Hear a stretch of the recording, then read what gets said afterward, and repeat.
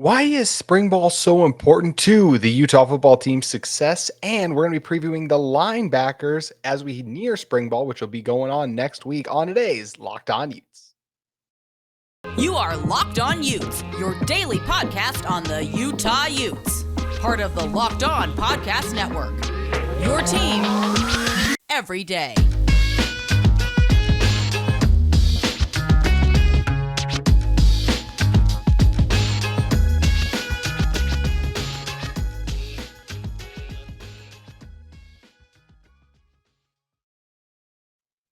Hello, everyone, and thank you for making Locked On Utes your first listen every single day. We are available on all platforms, including YouTube. Today's episode is brought to you by FanDuel Sportsbook, the official sportsbook of Locked On. Make every moment matter more. Visit FanDuel.com/locked on today to get started. My name is JC Wistrcill, former intern inside the University of Utah Athletic Department. I want to start off today's show by continuing to thank you guys for your support of our channel here. We are 20 subscribers away from 1,000, which seems crazy to look back on when I took this channel over, and I believe it was mid-July around. So can't thank you guys enough for your support. Really appreciate everything you guys have done in just my first couple months since I've been hosting this. Would love to interact with you guys on social media. You can follow me at JT Wistrcill or head over to our YouTube page and hit me up in the comments, and I'll do my best to respond to as many of your guys' questions and comments as I can. On today's show, we're going to be diving into the linebacker room with spring ball next week. Also talk about Utah women's basketball a little bit later. They, of course, have the big game this afternoon against Gardner-Webb. We'll be discussing all of that and much more coming up. But first, we have to start with, why is spring ball so important? So I think a lot of people will see spring ball pop up each year and they'll probably be like, I'll check in come the fall. And now I assume most of you who are listening to this will care about spring ball, but I think there's a lot of people who don't understand the importance of spring ball. So I thought we'd talk about it, not just as it relates to Utah football team, but honestly, I think this just applies to every team pretty much in general. So first, let's start off what I think is the most important thing. It's the extra reps and the practice time for the young players.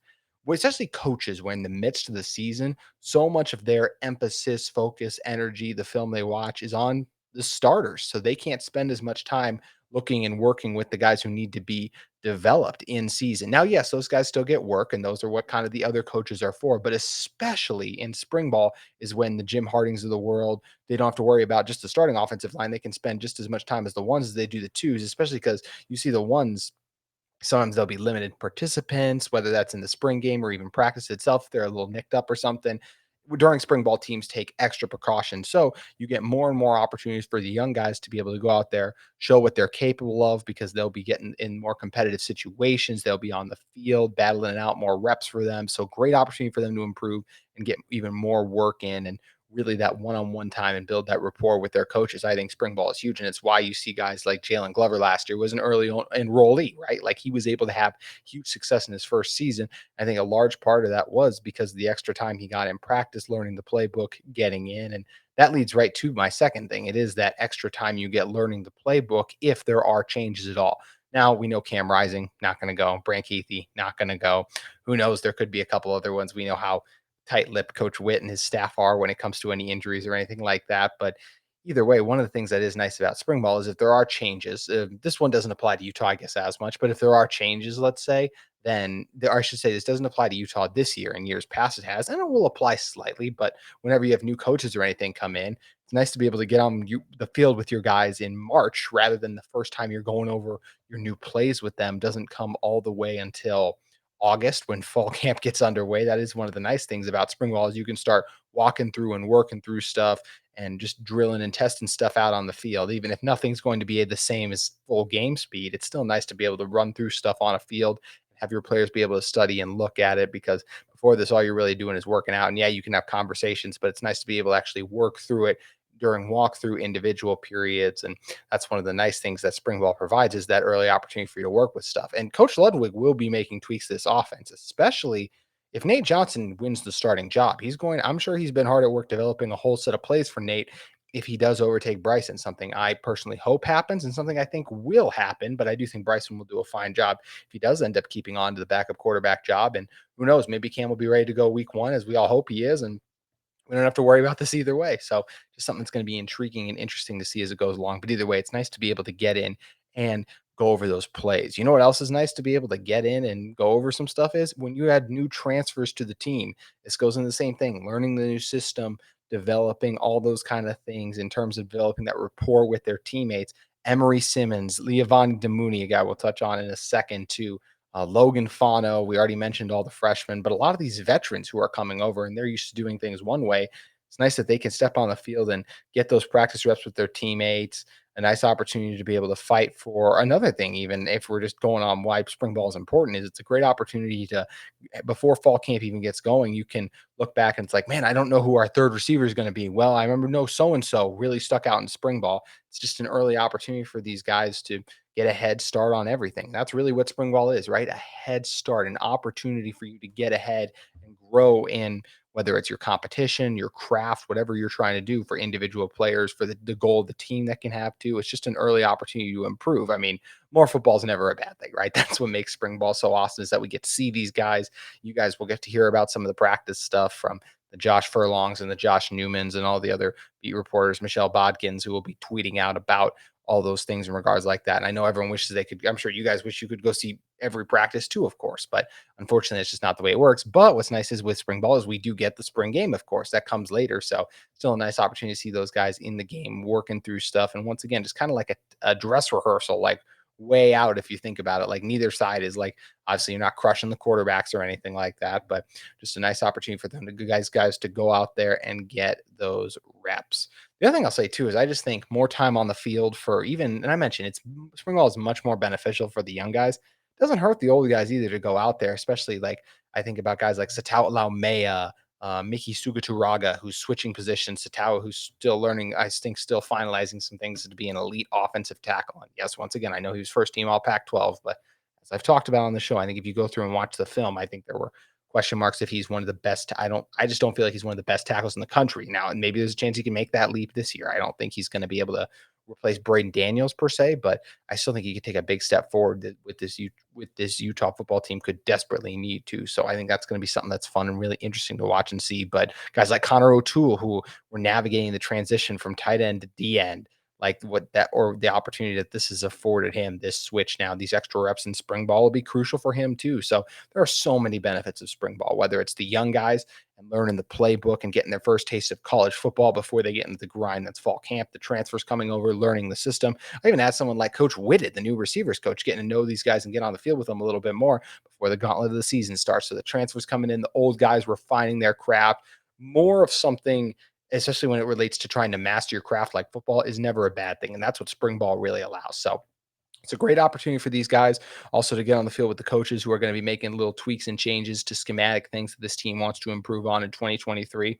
So once again, only can be a great thing. And hey, more football is never a bad thing, as all of you who know who listen to this channel and digest all kinds of other football talk each and every day. So I'm really excited for spring ball next week. I think it's a great opportunity for this team to grow and develop. Those are kind of the keys and the main points of spring ball to me. And I'm excited to see how it works out for this team. You know, who else is going to look forward to growing and develop is the Utah linebacker room, who had their share of ups and downs in 2022. We're going to touch on them in a moment. But first, I want to talk to you guys about our friends at LinkedIn Jobs. Or excuse me, actually, we're going to talk to you guys about our friends at FanDuel. The midway point of the NBA season is here, and now is the perfect time to download FanDuel, America's #1 sportsbook, because new customers get a no-sweat first bet up to $1,000. That's bonus bets back if your first bet doesn't win. Just download the FanDuel Sportsbook app. It's safe, secure, and super easy to use. Then you can bet on everything from the money line to the point score to threes drained. You can even include the spread, the money line in there too, player props, points, rebounds, assists, and even other exclusive bets like a 2x3. Two three-pointers scored in the first 3 minutes. Plus, FanDuel even lets you combine your bets for a chance at a bigger payout with the same game parlay. So don't miss a chance to get your no sweat first bet up to $1,000 in bonus bets when you go to FanDuel.com/lockedon. That's FanDuel.com/lockedon to learn more. Make every moment matter more with FanDuel, an official sports betting partner of the NBA. Also, we normally don't do free shout outs on this show, but I wanted to make a special exception for a friend of the show, Cole Bagley, the publisher of Fan Nation All Utes. He and the Red Cross, and what I just think is a great partnership. And if there's ever something like this I feel is worth spotlighting, I'm going to give this the time it deserves on the channel. So Cole and the Red Cross are partnering with Utah for a blood drive on oh my gosh, JT, on Friday, March 17th. So once again, that's today. You're listening to this right now. Friday, March 17th, between 3 and 7 p.m. at 2350 East Creek Road in Sandy, or just go to the American Red Cross Utah Twitter account and they'll have the location. But once again, 2350 East Creek Road in Sandy. There will be Utah football players there. A bunch of guys. Jalen Glover will be there. The Fanos will be there. Chase Kennedy will be there. And I know I'm forgetting a bunch of other ones off the top of my head. But either way, the players will be on hand to meet the fans and donors. Make an appointment at redcrossblood.org and enter sponsor code ALLUTES to register you guys' spots. So make sure you guys head over there and enter that code and get in a great opportunity to support a great cause in the America Red Cross of Utah. All right, now the free shout outs are over. But once again, make sure you guys head over and check that thing out that Cole has going on from 3 to 7. Let's talk linebackers. That's really the last of the main position groups we have to preview. Next week's show, we're going to be doing a little bit on the special teams before spring ball officially does get underway. But first, just wanted to talk about the linebacker room because that's the one we haven't really hit yet. And I think when you're looking ahead to 2023, this is a group I'm really excited and optimistic about. And we'll grade last year's linebackers in a second, but I just like the way the pieces here fit a little bit better. I think if I could be critical of myself last year, I think I was set unrealistic expectations on what Mahmoud Diabate would be for this team as an inside linebacker. And I think he would have been much better served as an outside linebacker and just a pass rusher on third down, something that the coaches kind of started to use him as later on in the season. But either way, looking ahead to this group in 2023, I think the first guy you have to start with is Lander Barton. Just tore it up as a freshman. Overall, an outstanding season for him when you're looking at the work he did. He was top 5 on the team in tackles, overall 26 total tackles, 46 total tackles, 26 solo tackles, 4.5 sacks, and even a pass break. Just you don't see freshmen stand out like Lander Barton did. I mean, he's 6'4", 236 on the official Utah Spring roster. Look, it won't be the last time you guys hear me say this. I think by the time the 2023 season is over, Lander Barton will be considered the best defender on this Utah defense. I think he's in for another phenomenal year. When you look at the flashes he showed last season and talk about getting thrown into the fire, the first game against Florida had some difficult tasks of tracking some guys down, like the Oregon running backs, the skill position players that USC possesses, even UCLA, trying to chase down a guy like DTR. Like that is really hard on a freshman, and most freshmen don't play. Who are the special ones that really stood out as freshmen? The last one to do that was a guy named Clark Phillips III. He's pretty good and only going to be a first to early second round pick in the NFL draft. So I think Lander's in for a special season. I'm excited to see more of him in spring ball. I'm sure he's even developed a little bit physically, just more time in the weight room, more time in the program. And I think he's a guy going back to hitting on what I talked about in the previous segment. I think coming in early really benefited Lander because, yeah, he had his ups and downs last year, but man, there were a lot of positives. Love what he brings as a blitzer. I think he was a really good tackler last year. He's going to be even stronger this year. His instincts will be better. He'll read and recognize things. And look, like I said, he was good last year, but just the speed of the game is such a step up from high school. I think every year you're going to see him in college, he's going to get a little bit better as he just adapts and adjusts to that. And putting on that strength will be huge when it comes to taking on offensive linemen. So Lander's the number one guy I'm really fired up about when it comes to the linebackers. The other guy, though, you got to talk about, especially with the linebackers, is Karene Reid. 72 tackles overall, one of just 3 Utes last year to finish with over 70 tackles. He had 5 sacks, a strong blitzer for the team. Also had 3 pass deflections and coverage. We know what he can do. He even had an interception, so good in coverage, good at tracking down running backs too. Karene, another guy, I thought experienced some up and downs. Most of the time it was really good, but man, when there was a mistake, it usually led to a 10-yard gain. It was just like, But he's a guy that was also got a little bit of experience the year of Devin Lloyd and Nephi Sewell, and then was thrown into it last year as kind of the full-time guy. And once again, still really good overall, but just another guy ups and downs. So I think it'll be nice for him to get back in more time in the weight room, just more season, more reps, all those things. And I expect him to be even better in his third year once again. The last year to me, the strength of the Utah defense was the secondary. The front seven was the weakness more so, right? Whether it's missed tackles, missed reads, whatever it is. And part of that was what Karene, Lander, part of that was on them. And I think both those guys are going to see a lot less of that this coming season because once you make those kind of mistakes, you just spend more time studying film, all those kind of things that I think we'll see even those minor mistakes they had not be an issue anymore. Also, when we're talking about the young guys, Justin Medlock is one that really stands out to me as a freshman. I can't wait to see him get on the field even more. They did redshirt him last year playing on special teams, but we know how excited the staff was to get their hands on him. And I think that he's going to be a special player in the near future. How much he'll see the field, we'll wait and see because The other guy who's going to be interesting is Liavani Demoody. Now, interesting thing, and I am ready for you guys to correct me and come at me if it's updated by the time tomorrow rolls out. I am currently staring at the Utah linebacker depth chart on my computer here where I run the show from.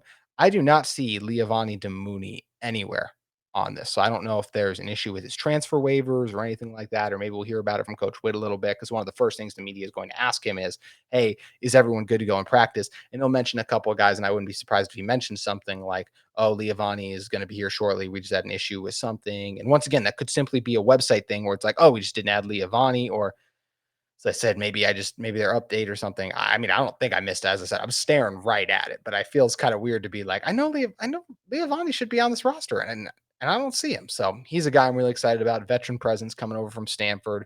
There wasn't a lot of great things about the Cardinal in 2022. He was definitely one of them, and I think he'll be a great addition to this defense, especially for his coverage abilities. I just think he fits a lot better where it'll free up guys like Lander and Karene to rush even more. And I think Karene's good in coverage. I think Liavani's good in coverage. Lander's fine in coverage, but man, I was with his physical profile, I want him rushing the quarterback and on blitzing as much as we can have him because that's one of the things Coach Scally does a phenomenal job of is drawing up blitzes and getting his guys great opportunities to get after the quarterback. So I definitely want to see more of Lander blitzing, and I think Liavani will be a huge part of that.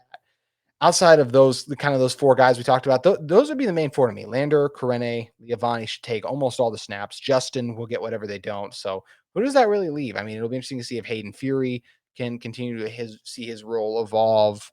Owen Chambliss, the freshman coming in, he enrolled early, maybe because he's in there early. He'll have a slim chance to do something, but Owen's going to be a heck of a player. He is not Lander Barton, though.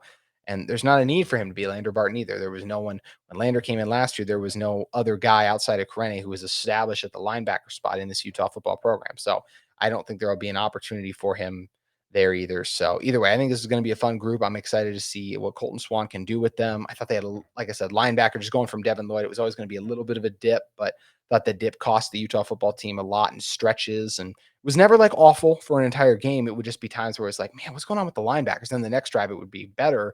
But as I said, just inconsistencies really plague this group to me. So it'll be something interesting to watch. All right, last thing we're going to do before we dive into the women's basketball team is we grade the linebackers from last season. That's what we've been doing with all the other position groups. And I think the linebackers is an interesting one because, as I said, inconsistent being the name of the game. I think when you look at the surprise that Lander was, if I was grading Lander like just for how well he played in his first year, I think I'd give him an A. But I think if you're just holding him like, what would you grade a linebacker? I think I'd give him a B, a solid B.